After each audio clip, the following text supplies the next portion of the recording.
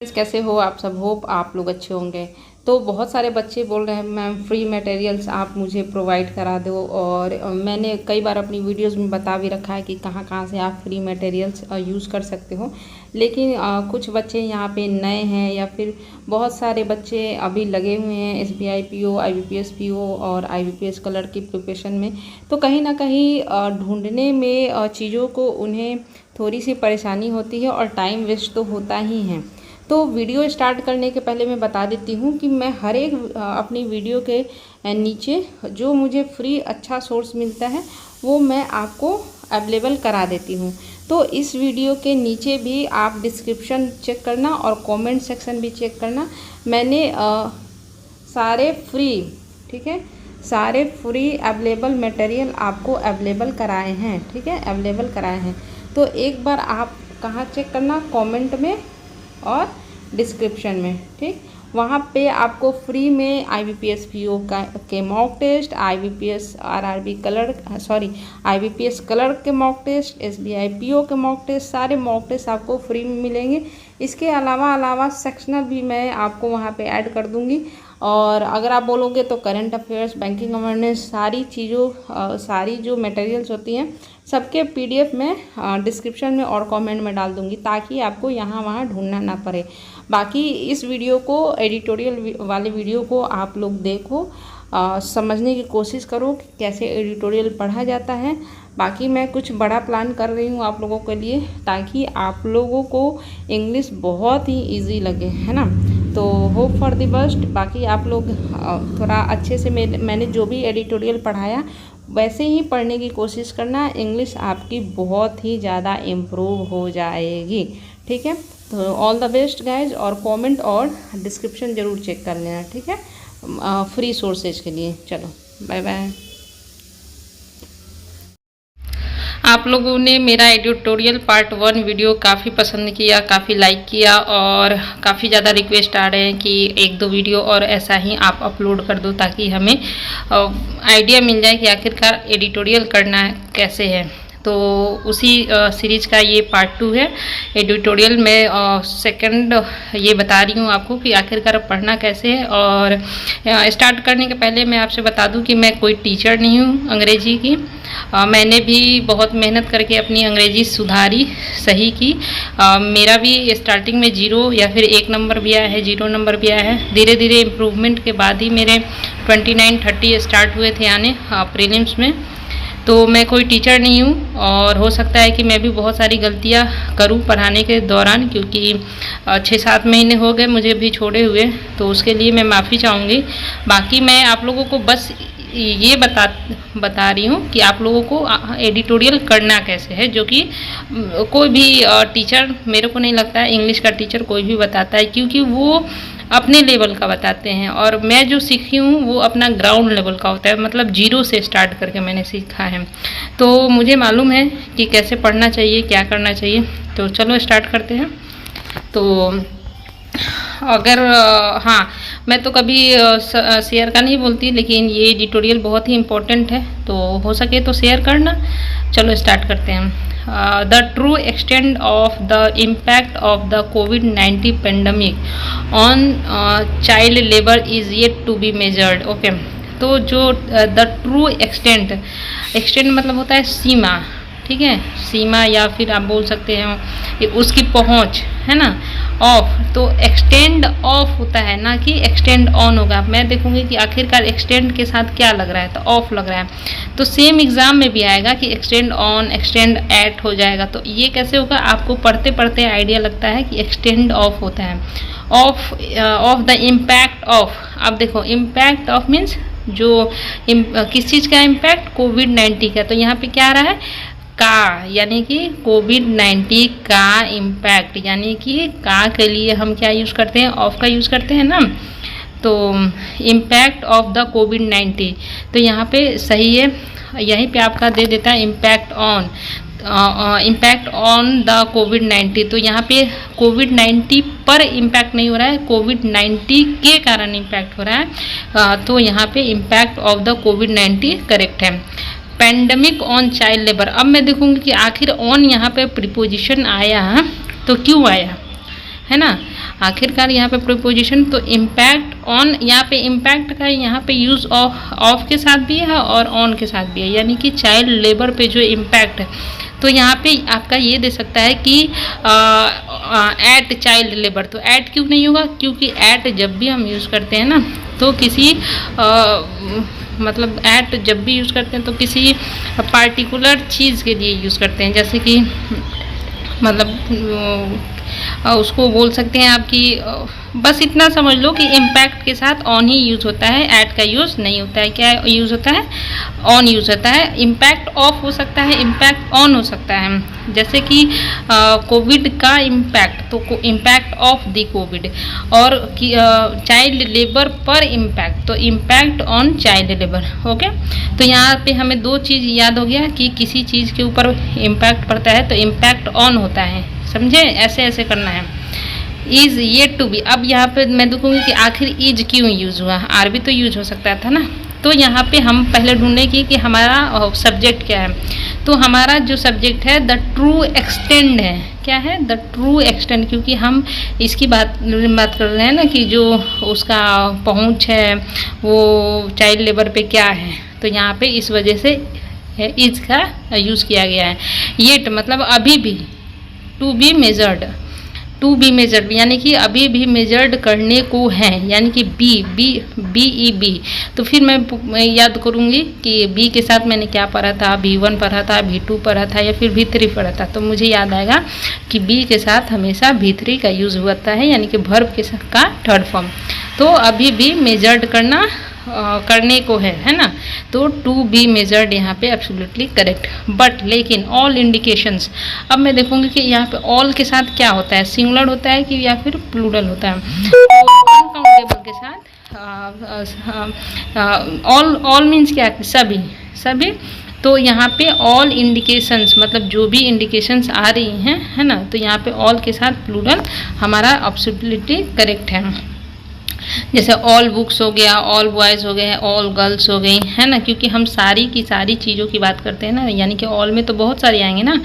तो all indication सो, अब मैं देखूंगी कि आखिरकार सो क्यों लगा, सोज क्यों नहीं लगा, या फिर सो पास्ट में क्यों नहीं हुआ, क्योंकि जो भी इंडिकेशंस है वो अभी दिखा रही हैं, अभी प्रेजेंट में दिखा रही है ना, प्रेजेंट की बात हो रही है कि अभी जो भी इंडिकेशन से प्रतीत होता है, मालूम होता है, तो इस वजह से यहाँ पे प्रेजेंट में हुआ। फिर इंडिकेशंस यहाँ पे हमारा सब्जेक्ट हो गया, इंडिकेशंस के कारण हमारा यहाँ पे सो हुआ, ना कि सोज। ठीक, सोज डैट, यह शो करती है that it would be significant as children are, क्या शो करती है कि ये एक महत्वपूर्ण होगा, यानी कि महत्वपूर्ण है ना। एज चिल्ड्रेन आर, जैसे कि अच्छा एक और चीज़ है कि चिल्ड्रन के साथ हमेशा आर का यूज़ होता है, ना कि इज का यूज़ होता है। तो हमें प्रीलिम्स में ऐसे पूछ देते हैं कि children are eating, children is eating something, है ना, तो यहाँ पे चिल्ड्रन के साथ हमेशा आर यूज होता है, ये याद रखना। तो देख रहा हूँ ना कि एडिटोरियल से हम क्या क्या सीख रहे हैं। अभी तक हमने 10 रूल पढ़ लिए हैं। Are unable to attend school, बच्चे क्या है, अनेबल हैं, अनेबल टू होगा, ना कि unable from, unable in, unable at होगा, है ना। तो यहाँ पे हम क्या देखें कि अनेबल टू होता है, तो क्या हुआ कि unable to attend school, children क्या है, अनेबल है स्कूल जाने के लिए, मतलब स्कूल नहीं जा पा रहे। एंड पेरेंट्स आर अनेबल, और पेरेंट्स क्या है, अनेबल है, यानी कि वो भी असक्षम है टू फाइंड वर्क। अच्छा, अब वो भी पेरेंट्स क्या है कि वर्क नहीं, उनको भी वर्क नहीं मिल रहा है। अब देखो अनेबल के साथ टू यूज़ होता है, हमेशा याद रखना है। ये तो मिल गया हमें एडिटोरियल से कि अनेबल टू, जहाँ भी मुझे दिखा अनेबल टू फाइंड वर्क, वो भी। अब देखो टू के साथ फिर मैं याद करूँगा कि V1, V2, V3 क्या चाहिए, तो V1 हमेशा होता है। तो यहाँ पे टू फाउंड हो सकता था, टू फाइंडेड हो सकता था, टू फाइंड्स हो सकता था। फाइंडेड तो हालांकि होता नहीं है, टू फाउंड हो सकता था, टू फाइंड्स हो सकता था, और टू फाइंड होता है। तो हम क्या यूज़ करेंगे, टू फाइंड। अच्छा, टू फाइंड वर्क, हाउएवर, हालांकि, नॉट ऑल दी फैक्टर्स। अब देखो फिर से ऑल आया, ऑल मीन्स क्या, सभी, यानी कि एक से ज़्यादा। नॉट ऑल दी फैक्टर्स, तो फिर हम क्या यूज़ करेंगे, प्लूरल नाउन यूज़ करेंगे। डैट कंट्रीब्यूट, अब देखो डैट आया, तो डैट आया तो कंट्रीब्यूट क्यों आया, कंट्रीब्यूट क्यों नहीं आया, क्यों? क्योंकि हमने पढ़ा कि डैट जो है वो जोड़ने का काम करता है, उसके पहले जो भी नाउन होता है उसके अनुसार ही हम वर्ब का यूज़ करते हैं।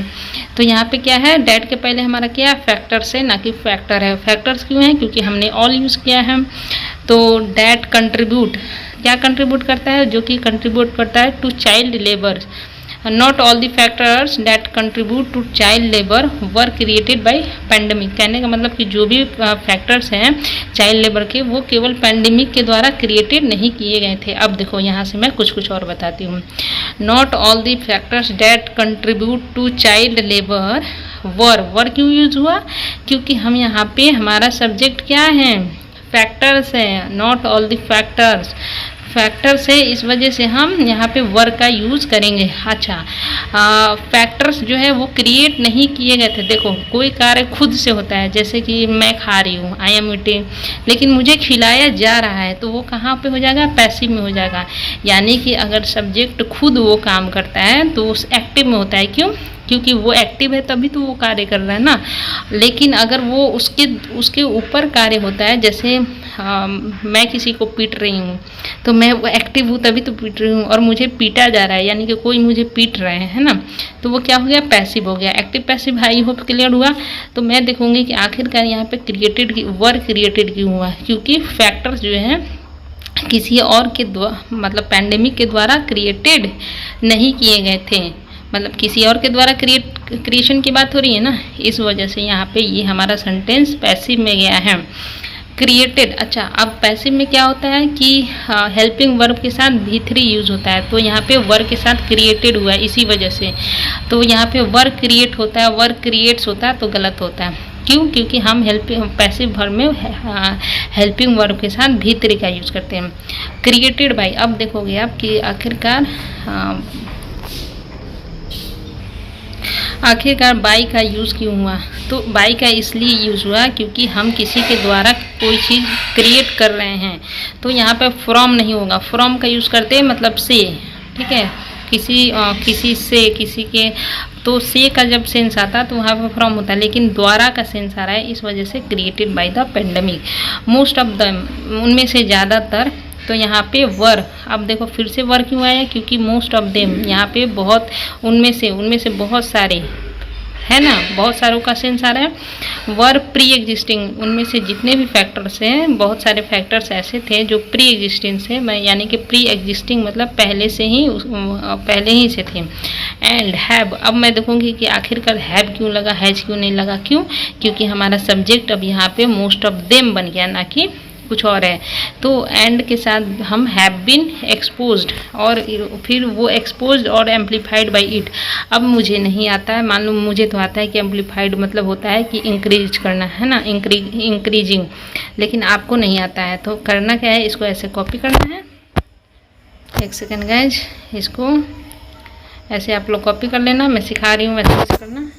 एम्पलीफाइड ये मैंने कॉपी कर दिया, ठीक है। अब इसके बाद फिर से मैं जाऊंगी, मैं आपको सिखा रही हूँ ऐसे वैसे करना है, ऐसे ही आपको जाना है यहाँ पे और देख लेना परवर्धित। तो एम्पलीफाई, ये तो थर्ड फॉर्म है ना, तब एम्पलीफाई होता है, एम्पलीफाई। तो देखो ये हो गया बढ़ना, हुआ ना, बढ़ना। तो यानी कि अब ये एम्पलीफाई जो है ना, वो बार बार मैं जब भी पढ़ूंगी तो बहुत बार आएगा। तो यानी कि एम्पलीफाई मतलब होता है बढ़ना। तो मोस्ट ऑफ देम क्या था, बहुत सारे उनमें से हैव बीन एक्सपोज्ड, पहले ही से थे, एक्सपोज किए हुए थे, और एम्पलीफाइड, और बढ़ गए कैसे, बाय इट। यानी कि जो पैंडेमिक आई उसके पहले ही से बहुत सारे फैक्टर्स थे चाइल्ड लेबर के, लेकिन जब पैंडेमिक आई तो पैंडेमिक के बाद क्या हुआ कि वो और ज़्यादा बढ़ गए, और किसके कारण बढ़ गए, बाय इट, यानी कि पैंडेमिक के द्वारा बढ़ गए। क्या हो गया, पैंडेमिक। बाय इट किसके लिए हुआ है, पैंडेमिक, क्योंकि पैंडेमिक की यहाँ बात हो रही है कि पैंडेमिक जो आया वो काफ़ी ज़्यादा चाइल्ड लेबर के लिए नुकसानदेह था, लेकिन और जो भी फैक्टर थे वो बस पैंडेमिक के द्वारा ही नहीं थे, और भी बहुत सारे ऐसे फैक्टर थे जो पहले से एग्जिस्ट हैं, लेकिन जब पैंडेमिक आया तो और चाइल्ड लेबर क्या हो गया, बढ़ गया, एम्पलीफाइड बाई इट। अच्छा, अब फिर देखो कि एक्सपोज्ड क्यों हुआ। एक्सपोज इसलिए हुआ कि हैव बीन हमने लगाई है, ये पैसिव फॉर्म में हमने कर दिया है ना। पैसिव फॉर्म में करने के कारण हमारा V3 हो गया। और जैसे एक्सपोज्ड और एम्पलीफाई, अब देखो और है ना, तो एक चीज़ और देखो, वो और लिख रहा है ना, तो यहाँ पे एक्सपोज्ड हुआ ना, तो यहाँ पे एम्पलीफाई नहीं कर सकते हैं, क्योंकि दोनों तरफ हमारा वर्ब सेम होना चाहिए। अगर यहाँ पे एक्सपोज होता है तो यहाँ पे एम्पलीफाई होता है, यहाँ पे एक्सपोज्ड किया तो यहाँ पे एम्पलीफाइड हुआ। कहने का मतलब कि और के आगे पीछे अगर कोई वर्ब हो तो सेम होना चाहिए। V1 है तो V1 V2 है तो V2 V3 है तो V3। तो सोच लो, ऐसे ऐसे मैं पढ़ती थी। आपको भी पहले ग्रामर सही करना है, एडिटोरियल में उसे यूज़ करना है। As the world enters the third decade of the 20th century, जैसा कि दुनिया एंटर्स मतलब एंट्री करता है the third decade of the 20th century, जैसे ही एंटर करता है ना, 152 मिलियन चिल्ड्रेन। अब देखो 152 million children around the world, across the world भी यहाँ पे हो सकता था, अराउंड द वर्ल्ड भी हो सकता है। मैं देखूंगी कि यहाँ पे क्या क्या हो सकता है। अराउंड अक्रॉस हो सकता है, थ्रू नहीं होगा, है ना, क्योंकि थ्रू हम आर पार यानी कि किसी चीज़ के अंदर से बाहर करते हैं तब होता है।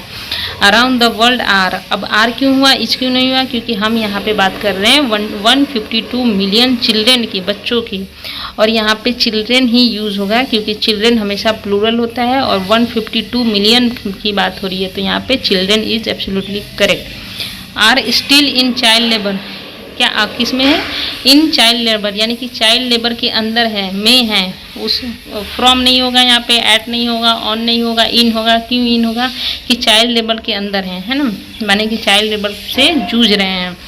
73 मिलियन ऑफ देम, यानी कि देखो जब भी चूज करने की बात आती है ना, तो ऑफ का यूज होता है, जैसे कि 3 आउट ऑफ 5 है ना। तो जब भी हम चूज करने, बहुत सारे हैं उसमें से कुछ को निकालना हो तो वहाँ पे ऑफ प्रीपोजिशन का यूज करते हैं। तो हम बहुत सारे बच्चे होंगे, उनमें से 73 मिलियन ऑफ देम, तो यहाँ पे 73 मिलियन है ना, तो यहाँ पे क्या होगा, न्यूज़ आ रही थी ऊपर,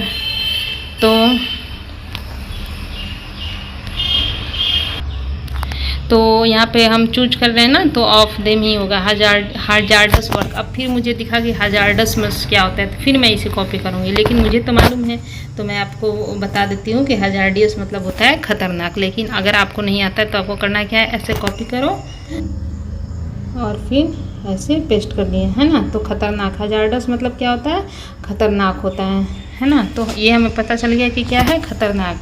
तो 73 million of them in hazardous वर्ग, यानी कि खतरनाक वर्ग में है। इन हजार्डस वर्ग यानी कि किस में है, मे का भी जब भी सेंस है ना, तो इन का यूज़ करना है। क्या यूज़ करना है, इनका।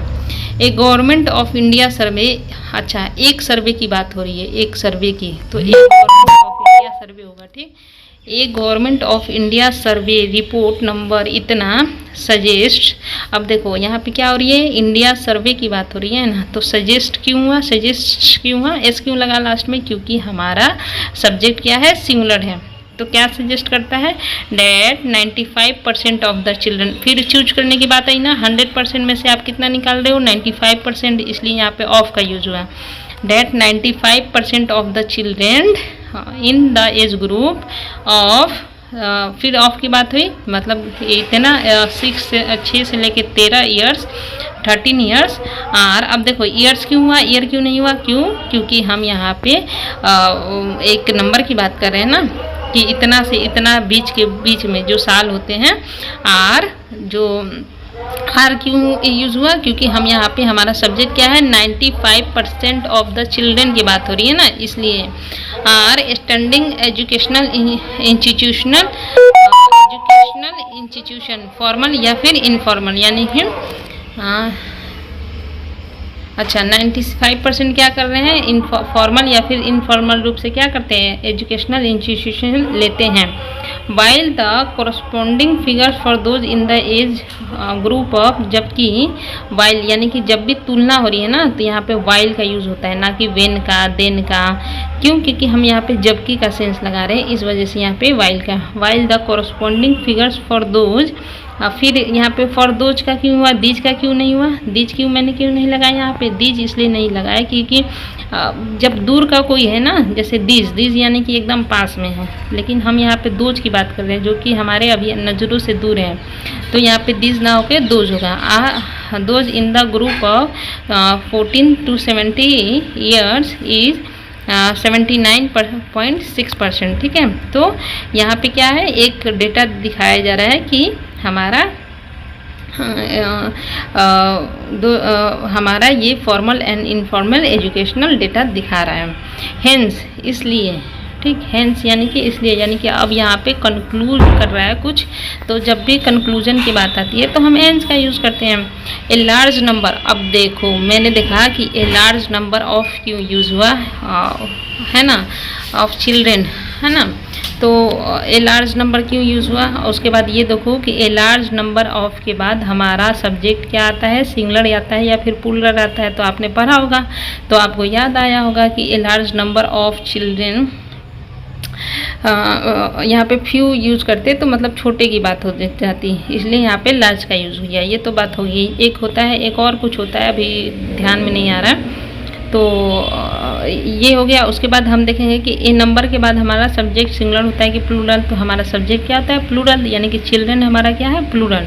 इन इंडिया रिमेन, अब देखो हम यहाँ पे बात कर रहे हैं a large number of children की, तो हमारा मेन सब्जेक्ट क्या है, चिल्ड्रन है ना। इन इंडिया, इंडिया के अंदर, एट इंडिया नहीं होगा, क्यों, क्योंकि जब बड़े ज्योग्राफिकल एरिया की बात होती है तो वहाँ पे इन का यूज़ होता है ना, तो इसलिए इंडिया तो बहुत बड़ा हुआ ना, तो इस वजह से इनका यूज़ हुआ। रिमेन वल्नरेबल, यानी कि वल्नरेबल मतलब होता है कमज़ोर। मुझे तो याद है, लेकिन मान लो आपको याद नहीं होगा तो आपको क्या करना है, कॉपी पेस्ट करना है गूगल ट्रांसलेट में जाके। फेसिंग, यानी कि देखो कॉमा किया ना, तो आप ये सोच सकते हो ना कि आखिर फेसिंग क्यों हुआ, फेस क्यों नहीं हुआ, फेस्ट क्यों नहीं हुआ। कॉमा के बाद अगर कोई भी नया सेंटेंस स्टार्ट होता है तो आईएनजी फॉर्म से ही स्टार्ट होता है, समझे, तो इस वजह से फेसिंग होगा। फेसिंग फिजिकल, यहाँ पे फेस नहीं होगा, फेस नहीं होगा, ये सारी चीज़ें नहीं होंगी, FACING ही होगा, क्योंकि हमारा न्यू सेंटेंस फिर यहाँ कॉमा के बाद स्टार्ट हो रहा है। फेसिंग फिजिकल, यानी कि हमारा जो है लार्ज नंबर ऑफ चिल्ड्रन है वो क्या कर रहे हैं, कमज़ोर हैं, वल्नरेबल हैं, कोई भी उन पे अटैक कर सकता है। वो क्या कर रहे हैं, फेस कर रहे हैं फिजिकल एंड साइकोलॉजिकल रिस्क। वो क्या फेस कर रहे हैं, physical and psychological risk face कर रहे हैं टू अ हेल्दी डेवलपमेंट, जो कि हेल्दी डेवलपमेंट के लिए क्या है, घातक है ना। तो आई होप, अभी देखो लोग वीडियो काफ़ी बड़ा हो गया, 20 मिनट का हो गया, तो ऐसे आप लोगों को करना है। बाकी ये सारी चीज़ें भी हैं, है ना, तो आप लोग एक बार मेरी ही तरफ पढ़ लेना।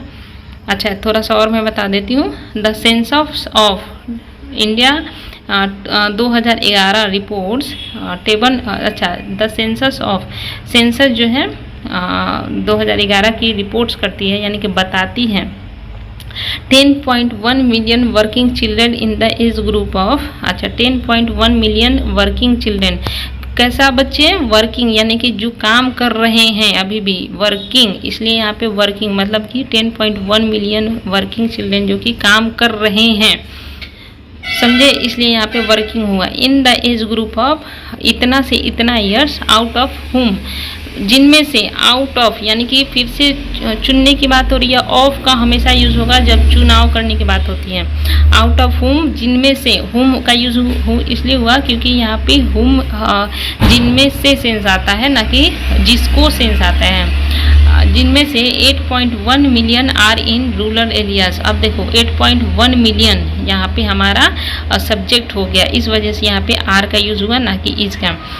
तो वो क्या है, रूरल एरियाज़ में है। मेनली किस चीज़ में इंगेज है, मेनली आकर क्यों आया, मेन क्यों नहीं आया, क्योंकि वर्ब हमारा इसके बाद आया है इंगेज, है ना, मेनली इंगेज्ड, जो कि मेनली कहाँ किए गए हैं, इंगेज्ड किए गए हैं। तो इंगेज्ड यानी कि जो उनका ये मतलब जो उनको वर्क दिया गया है वो कार्य हो चुका है, इस वजह से यहाँ पे इंगेज्ड हुआ है ना। और इंगेज के कारण हमारा मेनली आया, क्यों, क्योंकि वर्ब कौन क्वालिफाई करता है, एडवर्ब। आर कल्टीवेटर्स, उनमें से क्या है कि मेनली जो है बहुत सारे ऐसे हैं जो कल्टीवेटर का कार्य करते हैं एंड एग्रीकल्चरल लेबर्स, और एग्रीकल्चरल लेबर्स का कार्य करते हैं। तो गाइज बस इतना ही आज के लिए, क्योंकि बहुत ज़्यादा लंबा वीडियो हो जाएगा। आप लोग को कैसा लगा कमेंट में बताना, मैं और शॉर्ट में करने की कोशिश करूँगी। बस आप लोगों को ऐसे ही पढ़ते रहना है, और बोलोगे तो मैं इस सीरीज़ को कंटिन्यू करूँगी। तो चलो आप लोग अपना ख्याल रखना और ऐसे ही पढ़ाई करते रहना। Thank you.